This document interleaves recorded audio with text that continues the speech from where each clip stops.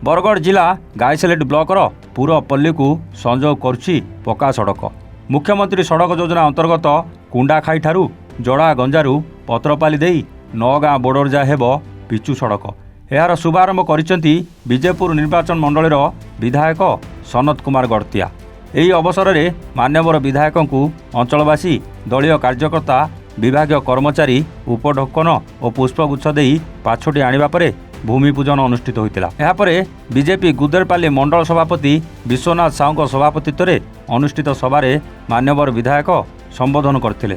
ଓଡ଼ିଶାରେ ଲୋକଙ୍କ ସରକାର ଦାୟିତ୍ୱ ନେବା ପରେ ମାନ୍ୟବର ମୁଖ୍ୟମନ୍ତ୍ରୀ ମୋହନ ଚରଣ ମାଝୀଙ୍କ ସରକାର କିଭଳି ବିଭିନ୍ନ ଲୋକାଭିମୁଖୀ କାମରେ ଜନତାର ହିତ ସାଧନ କରୁଛି ସେ ସମ୍ପର୍କରେ କହିଥିଲେ। ସଭା ପରେ ଉପସ୍ଥିତ ସାଧାରଣ ଜନତାଙ୍କର ଅଭିଯୋଗ ଶୁଣିଥିଲେ ଓ ବହୁ ସମସ୍ୟାର ସମାଧାନ ମଧ୍ୟ କରିଥିଲେ।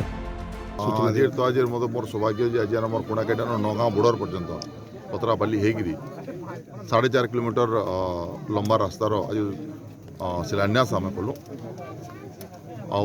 प्राय 3,25,00,000 टंका व्यय करी रास्ता निर्माण है आमर रूरल डेवलपमेंट तरफ आई प्रपोजलटा जस्ट किसी मास पूर्व मुझे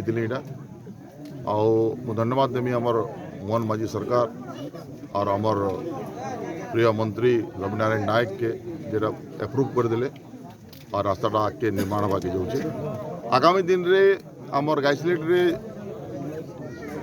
अनेक रास्तार प्रपोजल्स गुड़ाक आगे मुझे भी 2-3टा दे सारी जथा तमें आमर लेबिड़ी छक नु आरंभ करके आमर बलांगीर बॉर्डर पर्यंत डांगवाल होकर जेन रास्ताटा अच्छे से अलरेडी मुझे पीडब्ल्यूडी के हस्तांतर करवा लिखी देचे। रास्ताटा चौड़ा है एवं जेहेतु बलांगीर तरफ से रास्ता के पीडब्ल्यूडी रे आमर बरगढ़ बॉर्डर पर्यंत से चौड़ा कर दीचे।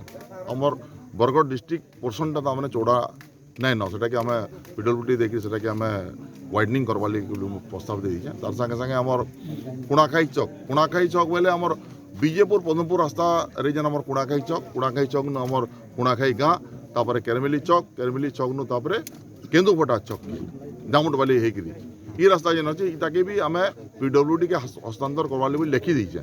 मोर आशा अच्छे निश्चित भाव में आमर सरकार मोर जेन प्रस्ताव जेन देचे इटाके ग्रहण करबे। बरगढ़ विनायक प्रसाद गुरुंग रिपोर्ट ए1 ओडिशा।